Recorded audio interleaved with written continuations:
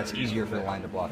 What makes it difficult? Is it just like an element of surprise, or Like in terms of just just well, it's hard. It's harder if you take guys out of the rush and put them into coverage. It's harder for the receivers to get open, which means sometimes you got to hold on longer.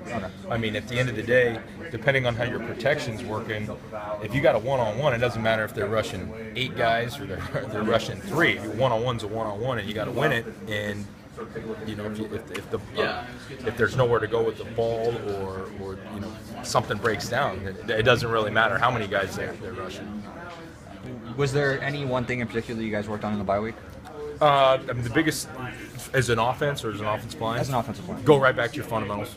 Yep, go right back to your fundamentals. And that's something that we would have, whether we win or lose, I mean, you're going right back. You take a bye week and you go back and work on your fundamentals and building confidence in them and trying to come out with the, hopefully that sharpening your mentality and getting after it. How big was it to have a bye week when you're trying to bring in a new starter? I would have, well, yeah, I guess that's a good point. I mean,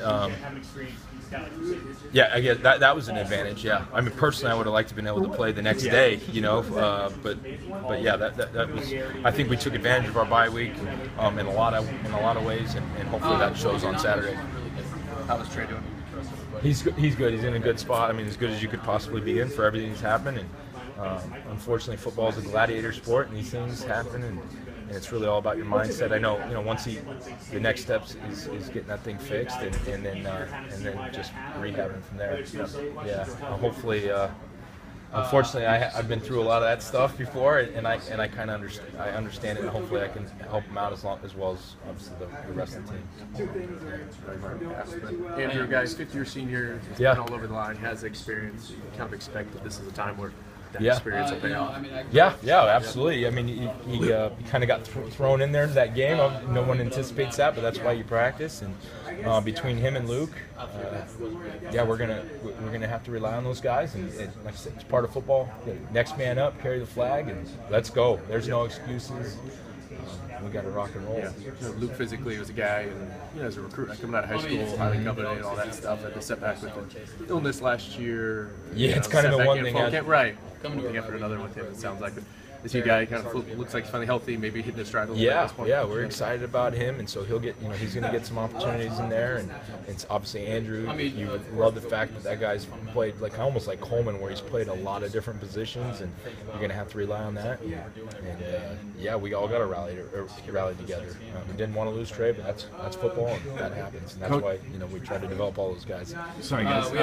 How hard is it for Andrew Kirkland to go from playing guard to right tackle to left tackle? Kind of moving all over the place. A guy that's played a lot of football. I'd say he does a really good job of managing that. I don't ever want to say that it's easy, but I think he's able to rely on a lot of past experiences, and we move those guys around a lot during, as you guys know, during the course of the week and spring ball and fall camp and all that to try to prepare the best you can for these situations. And there's a lot of guys that are having to move around, and even the backups. And hey, hopefully we're ready. Hopefully we took advantage of the bye week.